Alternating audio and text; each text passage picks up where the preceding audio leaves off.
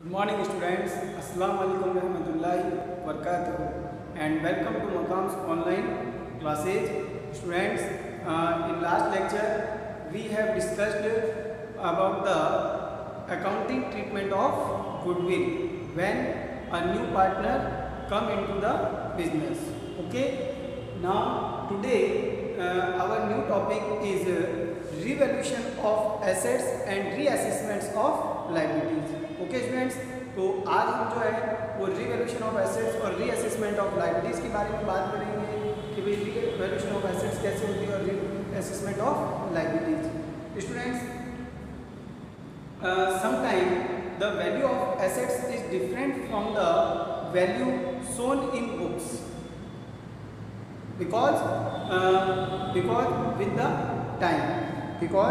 with the time value of assets increase while of some assets is decrease. Okay, यानी कि कभी कभी क्या होता है कि कुछ एसेट्स ऐसी होती है जिनकी वैल्यूएशन जो वैल्यू है वो जो बुक्स में वैल्यू उन्होंने शो कर रखी है उससे क्या होती है, डिफरेंट होती है. क्या होती है? डिफरेंट होती है ना. और ये क्यों होता है? ये टाइम के कारण होता है. किसकी वजह से होता है? टाइम की वजह से, है ना. कि भाई जैसे जैसे टाइम पास्ट होता है तो कुछ एसेट्स ऐसी होती है जिनकी वैल्यूएशन इंक्रीज होती रहती है और कुछ ऐसी होती है जो अपने नेचर से डिक्रीज होती रहती है ना. तो वो वैल्यूएशन, जैसे फॉर एग्जांपल लैंड है, तो आजकल लैंड की वैल्यूएशन जो है वो जैसे जैसे टाइम पास्ट होता है वैसे वैसे क्या होती है, इंक्रीज होती है. और अगर फर्नीचर वगैरह है, कोई मशीन वगैरह है, तो उसकी वैल्यूएशन क्या होती है, डिक्रीज होती है ना students. Similarly in the case of liabilities, है ना, जैसे जैसे टाइम पास होता है it is possible that the amount payable is different from the amount recorded in the books. Okay, the value recorded in the books उससे different हो सकता है. तो ऐसे केस के अंदर व्हेन एसेट्स जो इंक्रीज होती है उससे फर्म को क्या होता है, प्रॉफिट. और अगर एसेट डिक्रीज होती है तो उससे क्या होता है, फर्म को लॉस. सिमिलरली अगर लायबिलिटीज इंक्रीज होगी तो लॉस होगा एंड डिक्रीज होगी तो प्रॉफिट होगा. Clear students. तो नाउ अब जो ओल्ड पार्टनर्स है, तो जो एसेट्स अभी एग्जिस्टिंग है बिजनेस के अंदर, जो भी एसेट्स अभी मौजूद है उस एसेट्स के ऊपर जितना भी राइट्स है वो किसका है, ओल्ड पार्टनर्स का. तो अगर उनकी वैल्यूएशन बढ़ेगी तो उससे प्रॉफिट होगा. वो प्रॉफिट ओल्ड पार्टनर नहीं चाहेंगे कि हम इस न्यू पार्टनर को दें, है ना. और इसी टाइप से अगर लॉस हुआ तो न्यू पार्टनर नहीं चाहेगा कि भाई इनके लॉस को मैं भुगतूं, है ना, तो वो भी सहन नहीं करना चाहेगा. तो ऐसे केस के अंदर इन दिस केस हमें क्या करना पड़ेगा, एसेट और लायबिलिटीज की, एसेट्स की रिवैल्यूएशन करेंगे और लायबिलिटीज का रीअसेसमेंट करेंगे. तो इसका रिवैल्यूएशन और रीअसेसमेंट करने के लिए the value of assets and liabilities is adjusted through an special account is called the revaluation or profit and loss adjustment. Okay student, and the nature of this account is nominal. Clear. तो हमें to revaluation of assets and reassessment of liabilities there is an special account open in the books of firm is known revaluation or profit and loss. Okay, clear students. तो revaluation account तो ये होगा कि assets के revaluation के लिए और liabilities के लिए असेसमेंट के लिए जो एक स्पेशल अकाउंट ओपन करते हैं उसे हम क्या कहते हैं, रिवैल्यूएशन अकाउंट. क्लियर. और इसका नेचर क्या होगा, nominal. Now the format of revaluation account is here. देखिए, when the value of assets is increase then the different amount is profit for the firm and profit is always credited. Always the profit always is credited. तो यहाँ पर जो है जब credit करेंगे तो bye में लिखेंगे, और अगर एसेट्स हमारी डिक्रीज होगी तो उससे क्या होगा, लॉस होगा. उस लॉस को हम क्या करेंगे, डेबिट में रिकॉर्ड करेंगे. क्लियर. बस बिल्कुल सिंपल है. रिवैल्यूएशन के अंदर अगर आपको प्रॉफिट हो रहा है तो प्रॉफिट किधर लिखना है, क्रेडिट में. लॉस हो रहा है तो डेबिट में रिकॉर्ड करना है. अब प्रॉफिट कब होगा और लॉस कब होगा, तो देखिए बच्चों, ये जैसे कि एसेट्स हो गई, ये लायबिलिटीज, एसेट्स एंड लायबिलिटीज. देखिए अगर एसेट्स आपकी जो है वो इंक्रीज होगी तो आपको प्रॉफिट होगा, और अगर आपकी एसेट्स डिक्रीज होगी, ये इंक्रीज है, ये डिक्रीज है, तो अगर डिक्रीज होगी तो क्या होगा, लॉस होगा। इसी टाइप से लायबिलिटीज अगर आपकी इंक्रीज हुई तो आपको लॉस होगा, और डिक्रीज होगी तो आपको प्रॉफिट होगा। क्योंकि अगर इंक्रीज होगी तो आपको पेमेंट ज़्यादा करना होगा, और जब पेमेंट ज़्यादा करना होगा तो क्या होगा, लॉस होगा। ओके, और अगर आपको पेमेंट कम करना होगा तो आपको क्या होगा, प्रॉफिट होगा। पैसे की बचत हो रही है ना, तो प्रॉफिट होगा। ठीक है, तो ये फॉर्मेट याद रखिए, एसेट्स इंक्रीज में प्रॉफिट, एसेट डिक्रीज में लॉस, लायबिलिटीज इंक्रीज में लॉस, डिक्रीज में प्रॉफिट।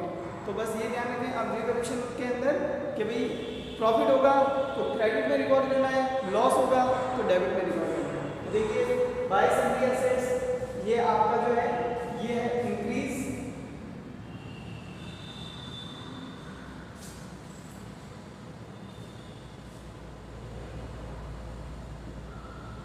ये हो गया आपका डिक्रीज,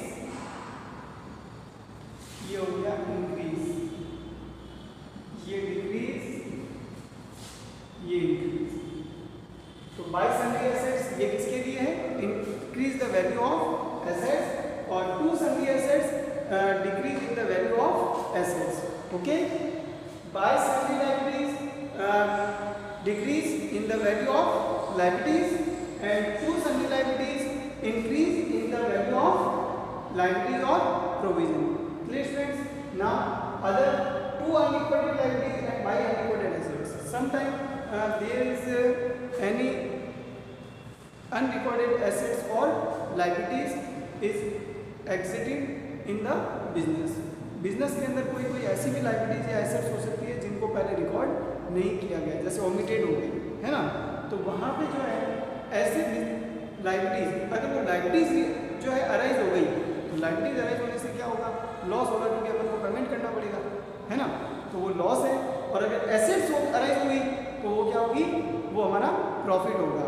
तो प्रॉफिट किधर लिखेंगे, क्रेडिट में, इसीलिए बाय अनरिकॉर्डेड एसेट्स लिखा है, और अगर लाइबिलिटीज है तो लॉस होगा, तो टू अनरिकॉर्डेड लाइबिलिटीज डेबिट। ठीक है स्टूडेंट्स, तो ये फॉर्मेट है, जनरली आपको ये अच्छे से देखना है, समझना है, ध्यान से देखिए इसको वापस एक बार इस फॉर्मेट को भी कि भाई assets increase profit, asset decrease loss, liabilities increase loss and liabilities decrease profit. Okay, तो ये हमें रिकॉर्ड करना है। अब ये जो सन्ड्री एसेट्स वगैरह गिवन है ये ओनली फॉर आपको जो है यहाँ पर उसका नेम लिखना है, राइट डाउन करना है, जो भी एसेट्स आपकी इंक्रीज या डिक्रीज हुई। ठीक है, तो जैसे फॉर एग्जांपल फर्नीचर आपका इंक्रीज हुआ तो बाय फर्नीचर, और अगर डिक्रीज हुआ तो टू फर्नीचर। इसी टाइप से अगर मशीन की वैल्यूएशन आपकी इंक्रीज होती है तो बाय मशीन, और डिक्रीज होती है तो टू मशीन। क्लियर स्टूडेंट्स, तो ये है हमारा रिवैल्यूएशन होगा फॉर्मेट। अब देखिए जनरली पहले रिकॉर्ड करेंगे, ये सारी इंफॉर्मेशन जो है ये किससे प्रिपेयर होगा रिवैल्यूएशन अकाउंट, ये एडिशनल इंफॉर्मेशन जो हमें गिवन होगी, एडजस्टमेंट्स गिवन होंगे उसकी हेल्प से। ठीक है, तो ये अकाउंट हम किससे प्रिपेयर करेंगे, जो एडिशनल इंफॉर्मेशन होगी उसकी हेल्प से।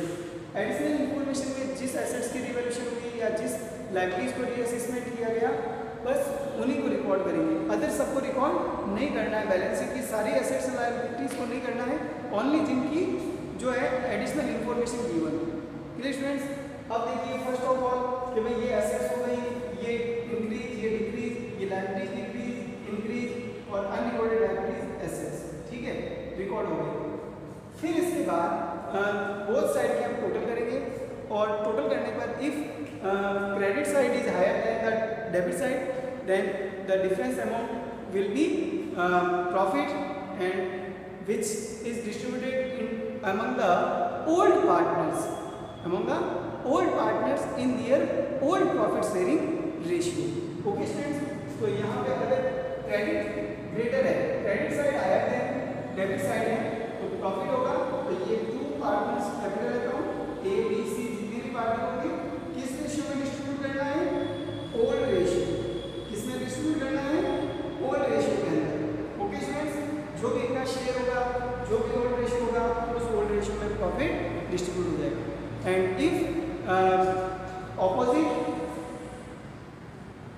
the debit side is higher than credit side, then the result is loss. Okay, yeah, difference amount will be loss that is distributed among the old partners in their profit sharing ratio. Okay students, तो यहाँ पे bye partners capital आ जाएगा, ये हमारा क्या है loss, ये हमारा क्या है लॉस ऑन रिवॉल्यूशन, ये प्रॉफिट ऑन रिवॉल्यूशन, ये लॉस ऑन रिवॉल्यूशन। ठीक है स्टूडेंट्स, तो इस टाइप से बोथ साइड की टोटल इक्वल हो जाएगी, टोटल कर देंगे तो ये हमारा कौन सा अकाउंट हो गया revolution account. Clear? Now the general entries for revolution of assets and reassessment of liability. तो बिल्कुल जनरल एंट्री देखिए, जो फर्स्ट ऑफ ऑल अकाउंट है, जो लेजर है, वो किसकी हेल्प से प्रिपेयर होती है जनरल एंट्री की हेल्प से, है ना। और अकाउंट की हेल्प से भी हम क्या कर सकते हैं जनरल एंट्री कर सकते हैं, पास का जनरल एंट्री हो सकती है। तो देखिए बाय सन्ड्री एसेट्स, तो यहाँ पे रिवॉल्यूशन क्या हो रहा है, किस साइड में लिखा है क्रेडिट में, तो रिवॉल्यूशन को क्रेडिट करना है और ये सब कौन से हैं डेबिट वाले, और टू का मीन्स क्या होता है क्रेडिट, तो रिवॉल्यूशन क्या होगा डेबिट। तो देखिए first entry for increase in value of assets, increase in value of assets, तो एंट्री होगी assets account debit to revaluation account, या respective assets account debit to revaluation account. तो रेस्पेक्टिव का मीन्स जो एसेट्स इंक्रीज होगी उसका name लिखना है, फर्नीचर, मशीन, स्टॉक, डेटर्स जो भी हो उसका name and to revaluation. Similarly the decrease in the value of assets, तो decrease in the value of assets में revaluation account debit to respective assets. Okay, तो जो भी एसेट्स होगी उसका name. Now increase in the value of liabilities, increase in the value of liabilities लीजिए revaluation account debit to sundry liabilities on provision, and decrease in the value of liabilities sundry liabilities account debit to revaluation account. For unrecorded liabilities revaluation account debit to unrecorded liabilities, and for the unrecorded assets unrecorded assets account debit to revaluation. Okay, ये journal entry बस है ना। जो revolution के credit में है तो revolution को क्रेडिट करना है, इनको डेबिट करना है, और जो रिवॉल्यूशन के डेबिट में है तो रिवॉल्यूशन को डेबिट करना है और इनको क्रेडिट करना है, easily.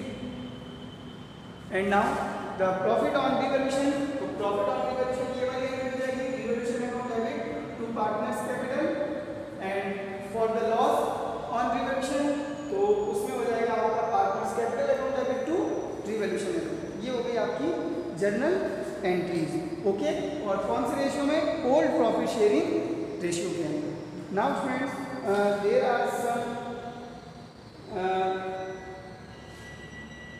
Typical calculations related to revaluation of assets and liabilities. तो इसमें कुछ चीज़ें हैं जो आपको ध्यान रखनी है कि भाई एसेट्स और लायबिलिटीज जो है वो किस टाइप से कैलकुलेट करना है।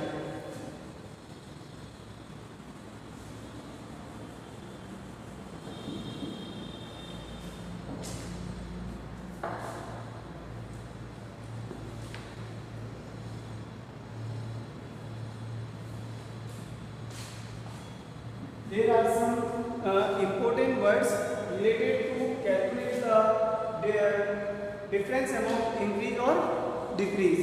Okay, तो एक होगा by over value and by under value.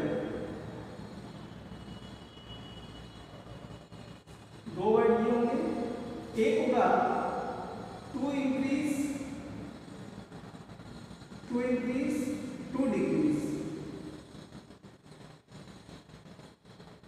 and by increase, by decrease.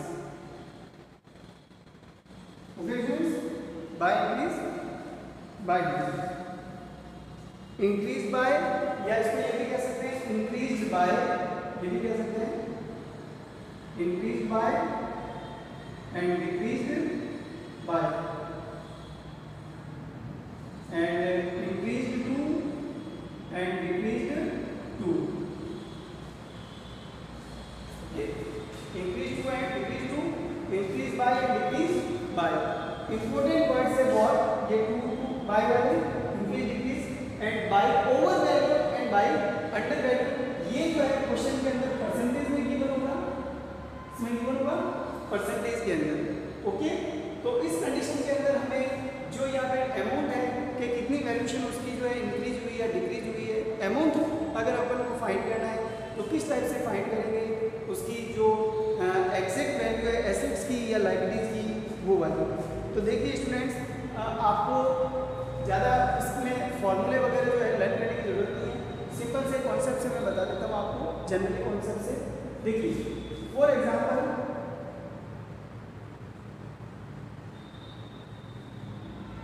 Balance sheet के अंदर हमें मशीनरी गिवन है एंड मशीनरी की वैल्यूशन जो है वो 72,000 गिवन है। कितनी गिवन है? Value of machinery in the books is shown ₹72,000।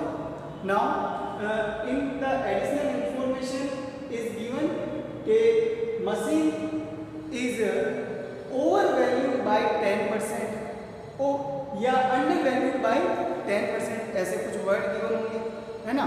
तो अभी मैं जैसे एग्जांपल के लिए कहता हूँ कि machine is under valued by 10%। It means कि मशीन की ये वैल्यूशन जो है वो करेक्ट नहीं है, हमें इसको वापस क्या करना है, करेक्ट करना है। तो अभी ये क्या है, इज अंडर वैल्यूड बाय 10%, यानी इसकी वैल्यूशन को 10% क्या कर दिया गया, 10% कम कर दिया गया। तो हम इसको वापस क्या करेंगे, इसको बढ़ाएंगे, इंक्रीज करेंगे, है ना। तो कैसे करेंगे उसका, तो ध्यान रखिए जब परसेंटेज में गिवन हो तो हमेशा अपने को तो कहाँ पे लाना है, उसको 100% का क्या लाना है, 100%, मतलब 100 से मल्टीप्लाई करना है ऑलवेज उस वैल्यू को। अब अगर वो ओवर वैल्यू कहता है तो प्लस करना है, और अंडर वैल्यू करता है तो माइनस करना है 100 के अंदर, इसमें 100 के अंदर। तो देखिए समझिए इसको, करेक्ट वैल्यू जो है मशीन की कैसे फाइंड करेंगे हम, करेक्ट वैल्यू जो वैल्यू गिवन है पहले को लिखें, मल्टीप्लाई 100 से कर दें, मल्टीप्लाई 100 से कर दें। ये मैं परसेंटेज वाला बता रहा हूँ, ठीक है, अंडर वैल्यू है ओवर वैल्यू के कॉन्सेप्ट के अंदर। तो जितनी वैल्यू गिवन है उसका मल्टीप्लाई किससे, 100 से, एंड अपॉन के अंदर अब जैसा कि उसने क्या किया, अंडर वैल्यू किया ना, तो आप 100 में से जितनी कम वैल्यू की है वो माइनस कर दीजिए। तो 100 माइनस 10% कम है ना, इट मीन्स ये जो वैल्यूशन है वो कितने परसेंट की है, 90% की। It is the value equal to 90%, है ना। तो हमें इसको क्या करना है, 100 पे, तो इसको हम अपॉन में कितना लिख देंगे, 90, कितना लिख देंगे, 90, ठीक है स्टूडेंट्स। देखिए 72,000 गिवन है और क्वेश्चन में गिवन है machinery is under valued by 10%। तो machinery is under valued by 10% के अंदर हम जो है वो अपॉन के अंदर उस मशीन की वैल्यू में, तो जैसा कि उसने क्या कहा, अंडर तो 100 में से लेस करें, ओवर तो 100 में प्लस करें। ओवर कहता है तो 100 में प्लस करेंगे, अंडर कहता है तो 100 में से माइनस करेंगे, और उसी परसेंटेज को अपॉन में लिखना, हमें डिवाइड में लिखना है, ठीक है, वैल्यू से लिखना। देखिए अपॉन में लिखा 90 माइनस करके 0 से 0 कैंसिल, ठीक है, 90 लेवल से 9 ले जा 72, 800, और 800 मल्टीप्लाई 100 करेंगे तो ये आ जाएगा ₹80,000। ये उसकी करेक्ट वैल्यू है, 80,000 रुपीज़, ठीक है स्टूडेंट्स, 80,000 उसकी करेक्ट वैल्यू है। अब देखिए अगर इसी क्वेश्चन के अंदर में मशीन की वैल्यूशन जो है वो गिवन है 77,000 and machinery is over value. Machine को क्या कह दिया, अंडर वैल्यू की जगह अगर क्वेश्चन में दे दें over value by 10%, it means अब हमें 100 में क्या करना है, प्लस करना है उस ओवर वैल्यू को, यानी कि 10 को, तो कितना हो जाएगा 110। It means 77,000 is equal to 110%। Okay, तो ये जो 77,000 है ये कितने परसेंट की वैल्यू हो गई, 110% की। मशीन जो है वो 100 की बजाय किस पर है, 110 पर है।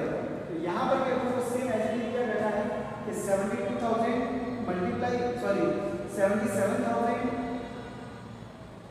Multiply 100 divide by 110। Over valuation के अंदर अपॉन के अंदर इस प्लस माइनस होंगे 100 के अंदर, तो 100 plus over value 100 minus under value, ठीक है।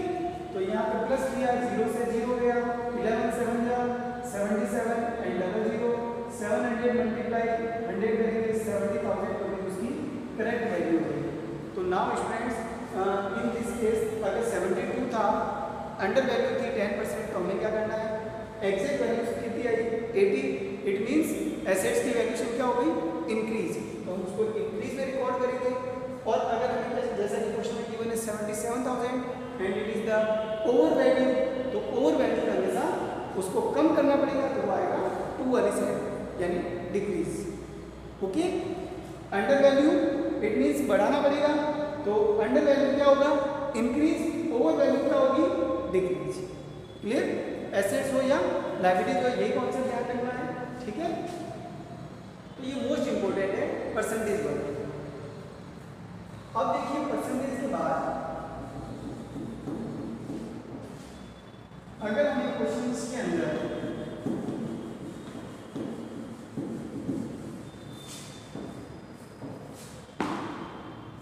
Increase to and decrease to, increase by and decrease by, पहले मैं ये एक्सप्लेन कर देता हूँ आपको, increase by and decrease by. जब इंक्रीज बाय और डिक्रीज बाय वर्ड होगा तो जो अमाउंट हमें गिवन है उसी अमाउंट से इंक्रीज या डिक्रीज करेंगे, यानी उसी अमाउंट को यहाँ पे रिकॉर्ड करेंगे रिवैल्यूएशन के अंदर। फॉर एग्जांपल हमें स्टॉक की वैल्यूएशन गिवन है, stock equals to 30,000 and now additional information is given, stock is increase by ₹10,000, तो स्टॉक इज इंक्रीज बाय ₹10,000, तो यहाँ पे 10,000 इंक्रीज में by stock 10,000। Okay, and if stock is decrease by ₹10,000, it means decrease करना है 10,000 से, तो टू एसेट्स डिक्रीज अमाउंट 10,000, ठीक है फ्रेंड्स। तो बाय वर्ड जब होगा तो जो अमाउंट गिवन है बस उसी से रिकॉर्ड करेंगे रिवैल्यूएशन के अंदर, लेकिन जब न्यू बैलेंस शीट प्रिपेयर करेंगे तो उसमें नई वैल्यूएशन होगी। फॉर एग्जांपल जैसे अभी मैंने कहा कि इंक्रीज बाय 10,000, तो अभी कितना है 30, जब आप 10,000 इसमें इंक्रीज करोगे तो ये कितना हो जाएगा 40। तो न्यू बैलेंस शीट जब प्रिपेयर करेंगे तो उसमें स्टॉक की वैल्यूएशन कितनी शो करेंगे, वैल्यू 40,000। और इफ अगर वो डिक्रीज करना है तो 30 में से 10 लेस हो जाएगा, it means 20,000 rupees will be shown in value of stock in the new balance. Okay, तो स्टॉक 30,000 है, माइनस 10 करेंगे 20,000 बुक्स में रिकॉर्ड करेंगे। क्लियर, तो ये बाय वाला वर्ड है, इंक्रीज बाय और decrease by. Clear students, now the last increase to and decrease to. Increase to and decrease to means होगा कि स्टॉक जैसे अभी कितना है 30,000, स्टॉक कितना है 30,000। अब एडिशनल इंफॉर्मेशन के अंदर जो है वो हमें गिवन होगा, stock is increase, stocks value increase to ₹36,000, stocks value is increase to 36,000। तो अभी कितना है 30 और उसने कहा तक है करने को कहा है 36,000 इंक्रीज टू 36, तो इट मीन्स जो डिफरेंस अमाउंट होगा वही हमारा इंक्रीज और डिक्रीज का अमाउंट होगा। तो इंक्रीज टू 36 इट मीन्स 30 से 36 में डिफरेंस कितना हुआ 6,000 का, तो यहाँ पे हमें जो है क्या लेना है डिफरेंस अमाउंट लेना है, क्या लेना है डिफरेंस अमाउंट।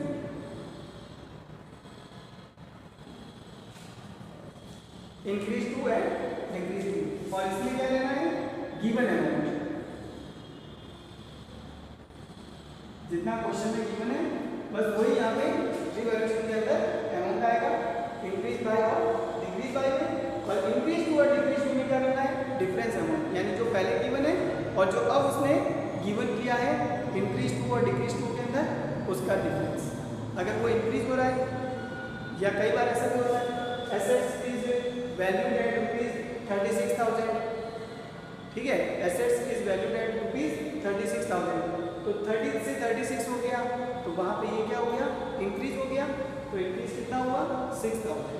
ओके स्टूडेंट्स, तो ये इस टाइप से हम जो है वो रिवैल्यूएशन अकाउंट प्रिपेयर करेंगे। बस आपको कुछ वर्ड्स हैं, इस वर्ड्स को भी जो है वो ध्यान रखना है, नहीं तो आपकी जो है वो गलती हो सकती है आपसे। अब देखिए इसके बाद रिवैल्यूएशन अकाउंट हो गया। Now if the old partner is agreed to show the assets and liabilities at the old value of its, then in such cases there is a special account is prepared is called the memorandum revaluation account. In such cases memorandum revaluation account is opened.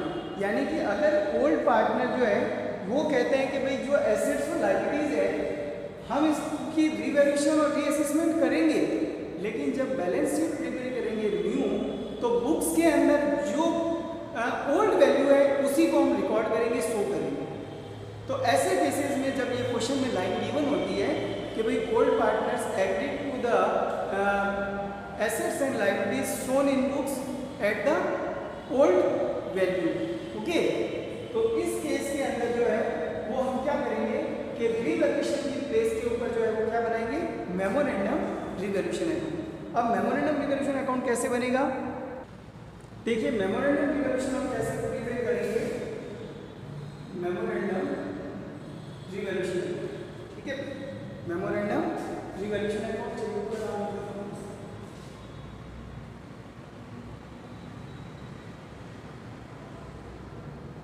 Memorandum revaluation account.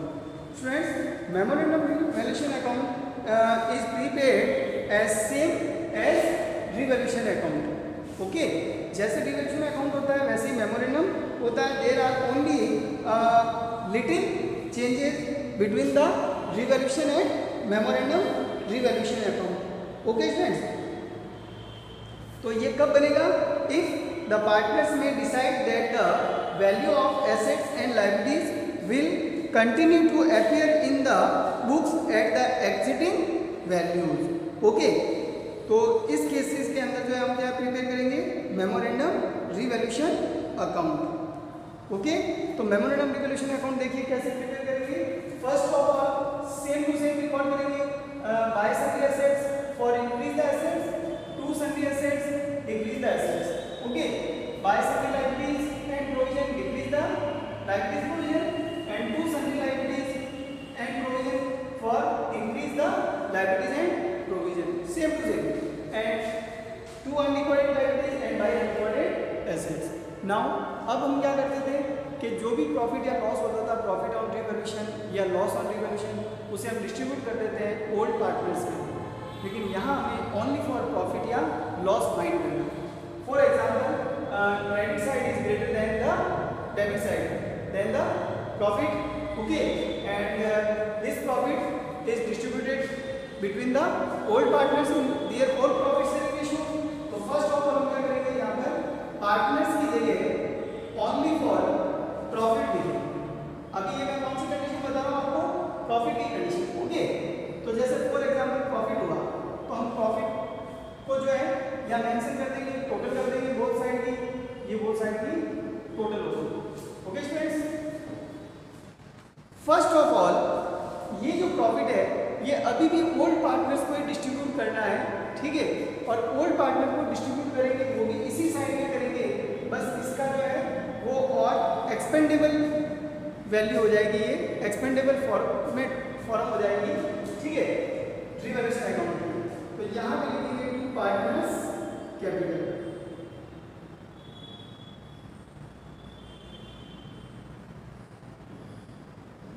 Partners capital A and B, A and B। अब for example जैसे profit जो है वो 20,000 का होगा, कितना हुआ 20,000 का, और इनका रेशियो है 3:2, ओल्ड रेशियो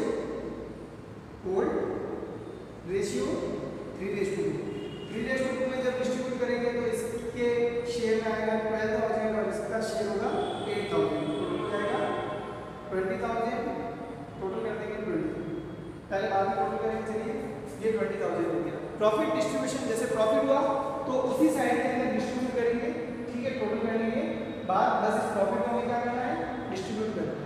तो प्रॉफिट डिस्ट्रीब्यूशन की एंट्री हो जाएगी memorandum revaluation account debit to partners capital account. Now we have to pass the opposite journal entry of it. Okay, बस इसी की ऑपोजिट करनी है। तो ऑपोजिट मींस जैसे अभी था मेमोरेंडम टू पार्टनर्स कैपिटल, और अब करना है partners capital to memorandum. It means by partners capital A B C. Now जो ऑपोजिट एंट्री होगी उसमें न्यू पार्टनर भी इंक्लूड हो जाएगा। न्यू पार्टनर भी क्या होगा, इंक्लूड हो जाएगा। और ये एंट्री जो होगी वो होगी न्यू रेशियो की, इसमें होगी न्यू रेशियो। ओके स्टूडेंट्स, अब न्यू रेशियो, तो स्टूडेंट्स देखिए न्यू रेशियो, अब न्यू रेशियो हम लोग एज्यूम कर लेते हैं 2:1। 2:1 में जब करेंगे तो ए का शेयर होगा 8,000, बी का 8,000, सी का 4,000, टोटल हो जाएगा 20।